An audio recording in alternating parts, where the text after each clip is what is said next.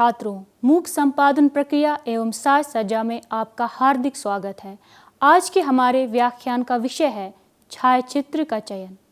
छात्रों, आइए सबसे पहले इस व्याख्यान के उद्देश्यों से अवगत होते हैं।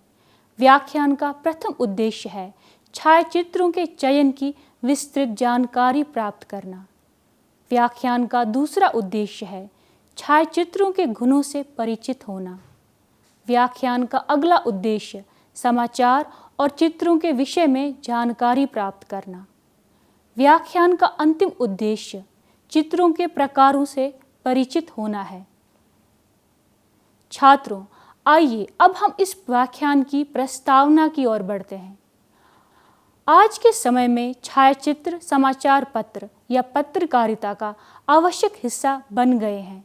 इनके बिना समकालीन पत्रकारिता की कल्पना करना कठिन ही नहीं, नामुमकिन भी लगता है।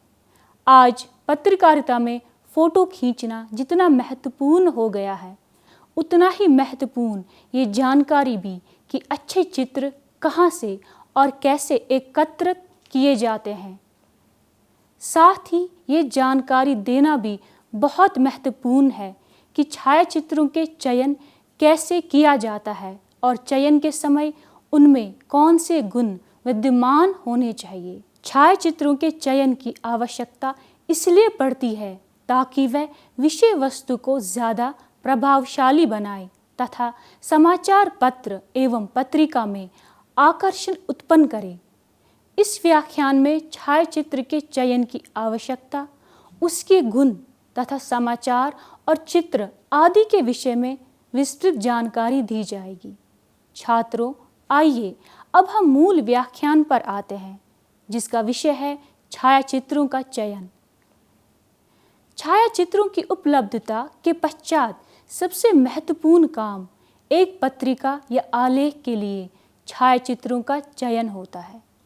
छायाचित्रों के चयन की आवश्यकता इन कारणों से होती है: विषय वस्तु को अधिक सशक्त बनाने के लिए, पत्रिका को आकर्षक बनाने के लिए, पत्रिका या आलेख में मौजूद जगह की पूर्ति के लिए। इन बिंदुओं के आधार पर छायाचित्रों का चयन करते समय चित्र में इस प्रकार के गुणों का मूल्यांकन किया जाता है: विषय संबंध, गुणवत्ता, आकर्षण। आइए छात्रों, सबसे पहले बात करते हैं विषय संबंध पर।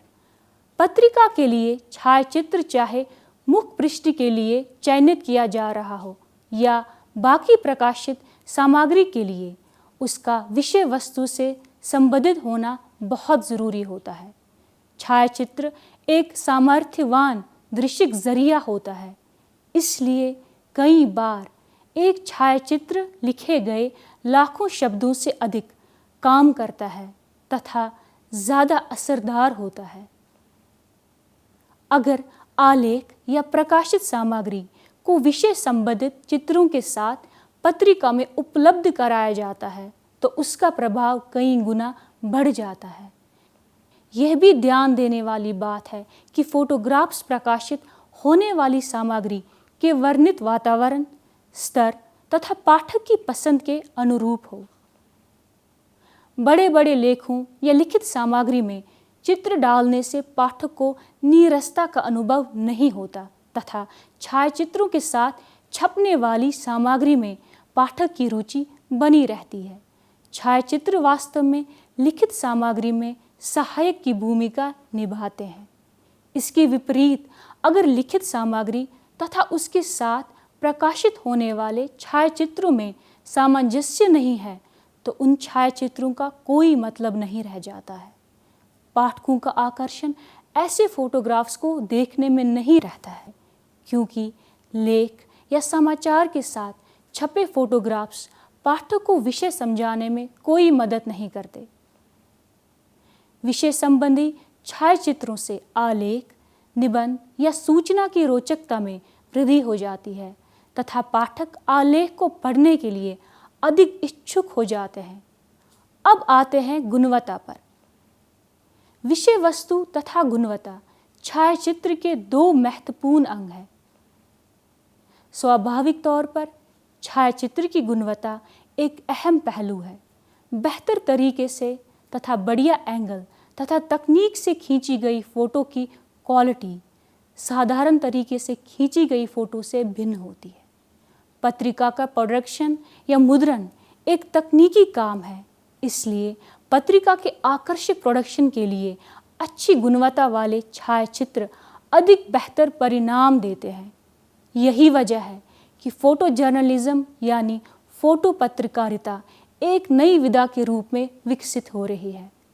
वर्तमान समय में बाजार में उपलब्ध कैमरों तथा डिजिटल फोटोग्राफी की सहायता से कोई भी कहीं भी तस्वीर खींच सकता है। पहले की भांति फोटोग्राफी विधा में तकनीकी रूप से गहन जानकारी की आवश्यकता नहीं होती, किंतु फोटो पत्रकार खाली वस्तुओं की फोटोग्राफी नहीं करता है, बल्कि वह उस फोटो के माध्यम से विषय तथा पाठक के मध्य संबंध स्थापित करता है। वह फोटोग्राफ की गई वस्तु, परिस्थिति तथा वक्त के जरिए एक कथा या जानकारी प्रदान करता है। यही कारण है कि सामान्य छायाकार केवल फोटोग्राफ की जाने वाली वस्तु को ही ध्यान में रखकर फोटो खींचता है, लेकिन फोटो पत्रकार उससे बहुत आगे की सोच के साथ कैमरा इस्तेमाल करता है। मगर कई बार चित्रों की गुणवत्ता के साथ समझौता करना पड़ता है। खासकर न्यूज़ फोटो के संबंध में समाचार या न्यूज़ फोटोग्राफी में घटना स्थल पर ही फोटो पत्रकार द्वारा फोटो खींची जाती है। घटना की तस्वीर खींचते समय जल्दी ही फोटो खींचनी होती है।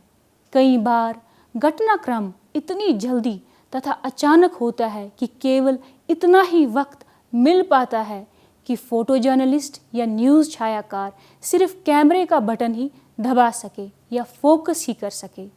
ऐसे हालातों में छायाचित्र की गुणवत्ता बहुत अच्छी नहीं रहती।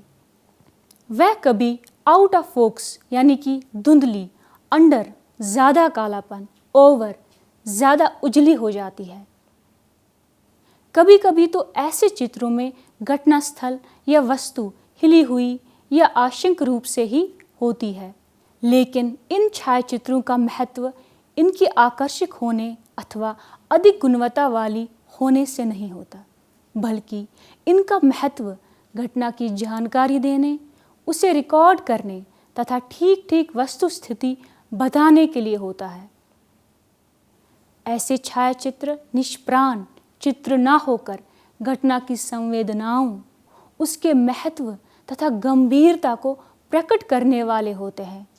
अतः न्यूज़ फोटो में गुणवत्ता से साथ साथ घटना से संबंधित जानकारी व परिस्थिति का आकलन भी किया जाता है। छायाचित्र का सिर्फ गुणवत्ता के आधार पर चयन नहीं किया जाता।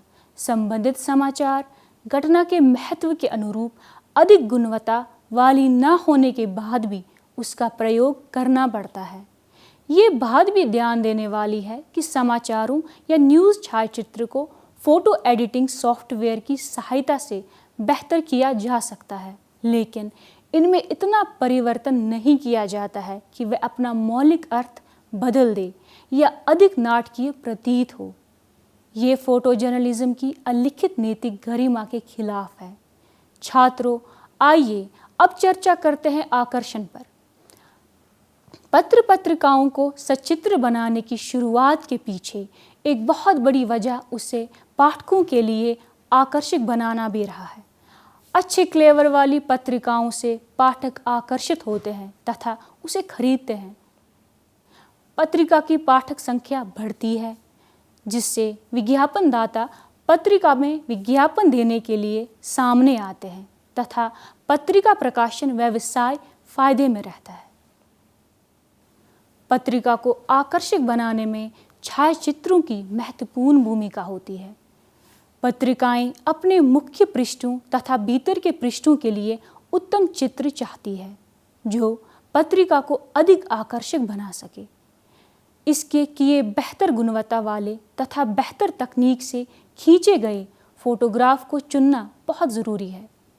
आज अधिकतर समाचार पत्र रंगीन हो गए हैं, क्योंकि ब्लैक एंड वाइट छायाचित्र समाचार पत्र या पत्रिका को उतना सुंदर या आकर्षक नहीं बनाते जितना रंगीन छायाचित्र वाले बनाते हैं।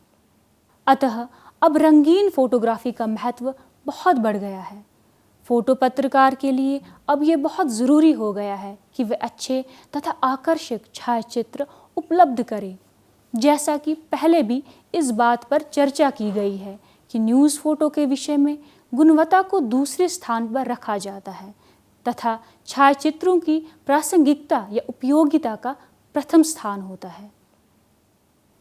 न्यूज़ फोटो का आकर्षण घटना से जुड़ा होता है, लेकिन पत्रिका के लिए चयनित की जाने वाली अन्य फोटो के लिए आकर्षित करने वाली फोटो अधिक महत्व ही होती है।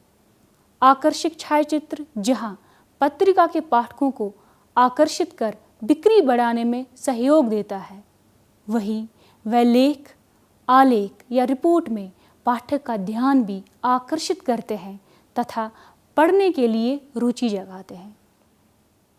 बहुत सारी पत्रिकाएं, जिन्हें ग्लॉसी मैगजीन्स कहा जाता है, छायाचित्रों का उनके आकर्षण और महत्व के आधार पर ही चुनाव करती है। इसी प्रकार कॉफ़ी टेबल बुक्स का प्रमुख आकर्षण उसके फोटोग्राफ्स ही होते हैं। यहाँ फोटो की गुणवत्ता तथा आकर्षण का विशेष महत्व होता है। फोटो का आकर्षण बिंदु। फोटो का आकर्षण विभिन्न कारणों से होता है। उनमें से कुछ प्रमुख इस प्रकार से हैं। विषय वस्तु, फोटो खींचने का तरीका, मोमेंट, क्षण या काल जब फोटो खींची गई। पहला कारण है विषय वस्तु। छायाचित्र में विषय वस्तु उसके आकर्षण की वजह बनती है।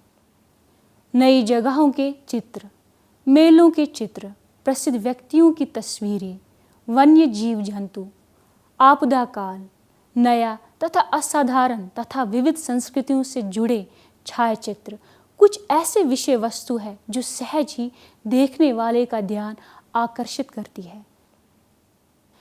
विषय वस्तु का चयन पत्रिका के लक्ष्य समूह को दृष्टि में रखकर किया जाता है और उसी लक्ष्य समूह के अनुरूप फोटो चयन किया जाता है। दूसरा कारण है फोटो खींचने का तरीका। छायाचित्र स्वयं में एक कला है, इसलिए एक ही विषय वस्तु के चित्र कई तरह से खींचे जा सकते हैं।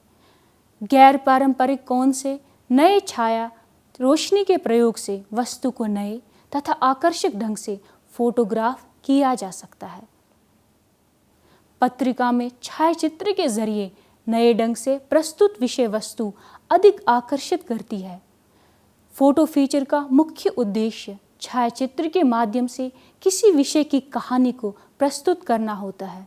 अतः फोटो फीचर के फोटो सहज ही ध्यान आकर्षित करने वाले होने चाहिए।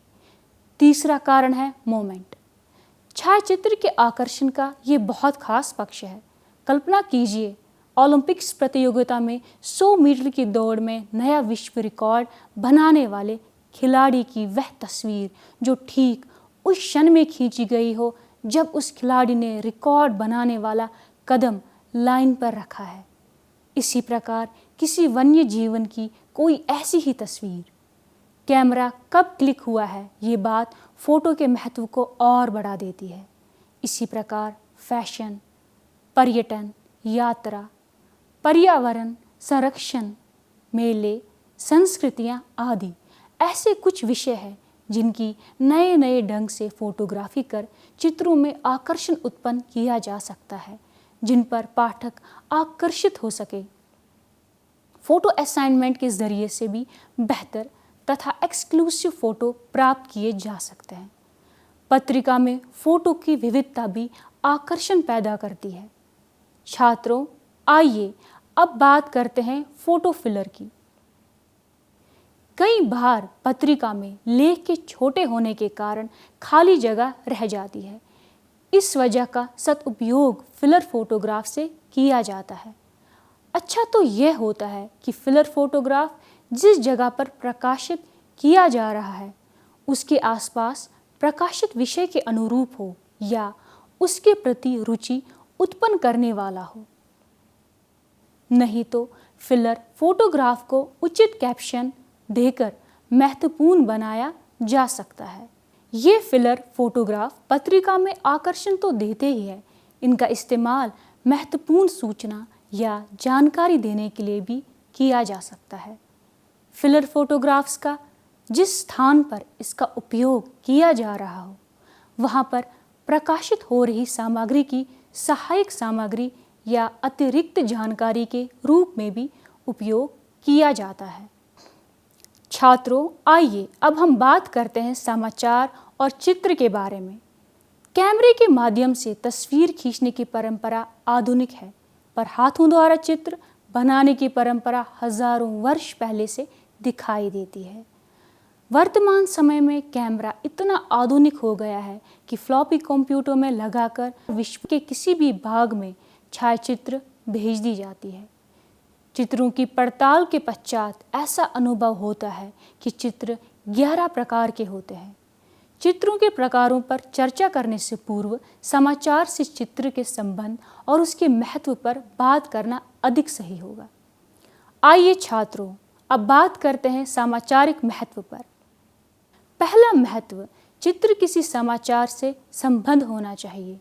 दूसरा महत्व, उसमें समाचार का वही हिस्सा दिखाया जाए जिस पर कथामुख यानी कि इंट्रो बना है, क्योंकि उसमें समाचार का वह नवीनतम और सबसे ज़्यादा आकर्षक तत्व होगा जो पाठकों की जिज्ञासा की सबसे पहले संतुष्टि करेगा। तीसरा महत्व, समाचारों के साथ चित्र मिलना एक बड़ी सफलता मानी जाती है। चौथा महत्व, राजनीतिज्ञों, कलाकारों, लेखकों, अभिनेताओं, खिलाड़ियों और अन्य क्षेत्रों में सफलता हासिल करने वाले या किसी कारण समाचारों में उल्लेखनीय व्यक्तियों की तस्वीरें भी छापी जाती है। पांचवा महत्व, बिना किसी समाचार के भी चित्र लिए जाते हैं और उसके साथ कैप्शन लगाया जाता है। वैसे चित्र देकर भी कैप्शन लगाकर उसे पूरा समाचार बनाया जाता है। ऐसे चित्रों में समाचार नहीं लिखा जाता, चित्र और कैप्शन समाचार हो जाता है। इस प्रकार ये कहा जा सकता है कि सैकड़ों शब्द फीके पड़ जाते हैं एक चित्र के सामने। इसलिए चित्र समाचार का बहुत महत्व है समाचार पत्रों या पत्रिकाओं के लिए। अगला महत्व, चित्र सत्यता के लिए सबसे बड़ा प्रमाण होता है। अगला महत्व, चित्र अभिव्यक्ति का सबसे सुंदर और सरल माध्यम है, इसलिए आज टेलीविज़न का प्रभाव अत्यधिक है। अन्य महत्व, समाचारों के लिए चित्र जनता की रुचि को ध्यान में रखकर लिया जाता है। अंतिम महत्व, जो चित्र जिज्ञासा की पूर्ति करे, वही महत्वपूर्ण है। छात्रों, आइए अब बात करते हैं चित्रों के प्रकारों पर।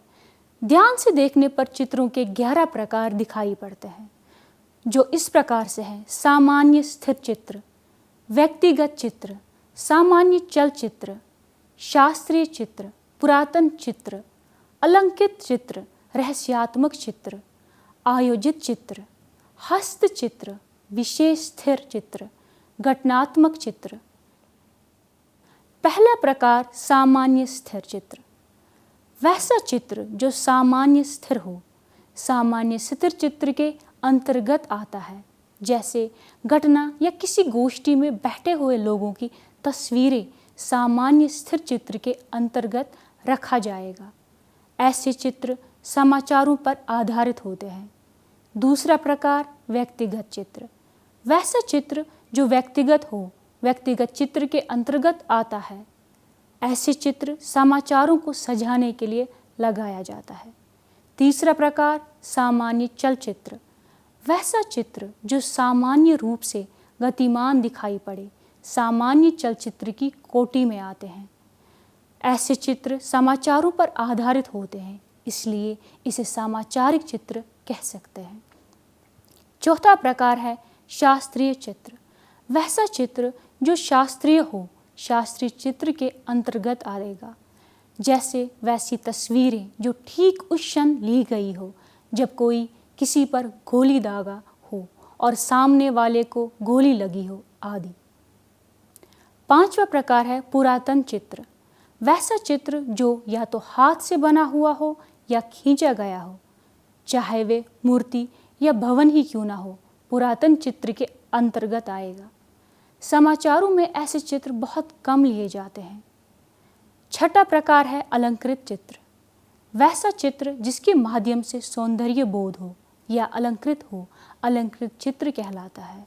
ऐसे चित्र समाचारों में स्वतंत्र अस्तित्व बनाए रखता है। सातवां प्रकार है रहस्यात्मक चित्र। वैसा चित्र जो रहस्यात्मक हो, रहस्यात्मक चित्र की श्रेणी में आता है। जैसे प्रकृति के रहस्यों को उजागर करने वाले चित्र रहस्यात्मक चित्र हो सकते हैं। आठवां प्रकार है आयोजित चित्र। वैसा चित्र जिसे आयोजित कर खींचा जाता हो, आयोजित चित्र कहलाता है। अगला प्रकार है हस्तचित्र।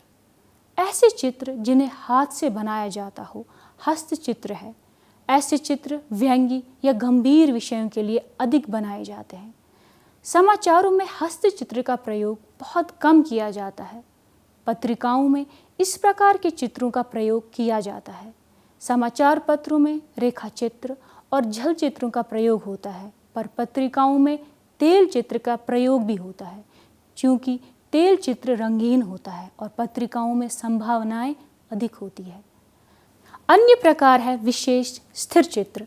वैसा स्थिर चित्र जिसका अपना अस्तित्व होता है, इस प्रकार के अंतर्गत आते हैं। वह समाचारों पर आधारित न होकर स्वयं एक समाचार होता है। जैसे फुटपाथ पर एक गरीब व्यक्ति और कुत्ता दोनों जाड़े की रात में नीचे सोए हो, या कोई रिक्शा वाला रिक्शे में ही सोया हो आदि। अंतिम प्रकार है घटनात्मक चित्र। वैसा चित्र जो किसी घटना या दुर्घटना पर आधारित हो, घटनात्मक चित्र है। उदाहरण के लिए जैसे बाढ़, भूकंप, रेल या बस दुर्घटना आदि की तस्वीरें इस श्रेणी में आएंगी। छात्रों, आइए अब बात करते हैं चित्र परिचय यानी कैप्शन पर। चित्र के नीचे उसके बारे में लिखा जाने वाला संक्षिप्त परिचय कैप्शन कहलाता है। ये परिचय चित्र के बारे में बताता है कि ये कहाँ का चित्र है और इसमें क्या दिखने या बताने का प्रयास किया गया है। किसी भी छायाचित्र का कैप्शन लिखना कोई सरल काम नहीं होता। कई बार ऐसा भी होता है कि समाचार और चित्र के मध्य आपसी संबंध स्पष्ट नहीं होता है, तो उसे कैप्शन के जरिए से स्पष्ट कर दिया जाता है। एक अच्छे कैप्शन में ये विशेषताएं होनी चाहिए। पहली, कैप्शन में तस्वीर का मुद्दा या विषय स्पष्ट हो जाना चाहिए। दूसरी, चित्र परिचय स्पष्ट और सीधा हो। तीसरी, कैप्शन संक्षिप्त हो। एक अच्छे कैप्शन में 2 से 3 लाइनें या 10 से 15 शब्द होने चाहिए। चौथी, कैप्शन सामयिक और चित्र के अनुकूल हो। पांचवी, चित्र में दिखाई देने वाले व्यक्तियों का परिचय समाचार के महत्व के हिसाब से सही ढंग से लिखा जाए। छात्रों, आइए अब हम इस व्याख्यान के सारांश की ओर बढ़ते हैं। इस प्रकार हम कह सकते हैं कि छायाचित्रों का चयन और प्रकाशन करते वक्त इस बात का विशेष ध्यान रखने की ज़रूरत होती है कि चित्रों को कानून का उल्लंघन करने वाला नहीं होना चाहिए। चित्रों की पृष्ठभूमि के लिए ज़रूरी है कि वे बोलता हुआ हो और उस चित्र का समाचार विशेष पर प्रत्यक्ष प्रभाव एवं संबंध होना चाहिए। चित्रों का संपादन करते समय सदैव विषय से संबंधित चित्र ही लगाए जाने चाहिए। विषयांतर चित्रों के समाचार पत्र के प्रयोग करने से फायदे की जगह नुकसान हो सकता है। चित्रों के संपादन के लिए क्रमबद्धता की ज़रूरत पड़ती है। अगर किसी चित्र के क्रम में गलती से परिवर्तन हो जाता है तो वह अपने मूल उद्देश्य से ही भटक जाता है और वह समाचार पर नकारात्मक प्रभाव डालता है। ऐसा देखा गया है कि समाचार पत्र या पत्रिकाओं में छायाचित्र के प्रयोग से उनकी पाठक संख्या में आवश्यक रूप से वृद्धि होती है। तस्वीरें पाठक के मन मस्तिष्क पर अमिट छाप छोड़ते हैं और चित्रों के माध्यम से समाचार की भाषा और उसके पीछे के मर्म को समझने में भी आसानी होती है। मीडिया का यह भी दायित्व है कि वे चित्रों के माध्यम से मौलिक अधिकारों के प्रति आम जनमानस में विश्वास पैदा करे और असमर्थ, अपेक्षित, शोषित वर्ग की पहचान करके उनके उत्थान के लिए सार्थक पहल और प्रयत्न करे। प्रिय छात्रों, ये था हमारा आज का व्याख्यान। आशा करती हूँ आप इससे लाभान्वित हुए होंगे। मिलते हैं अगले व्याख्यान में एक नए विषय के साथ। तब तक के लिए धन्यवाद।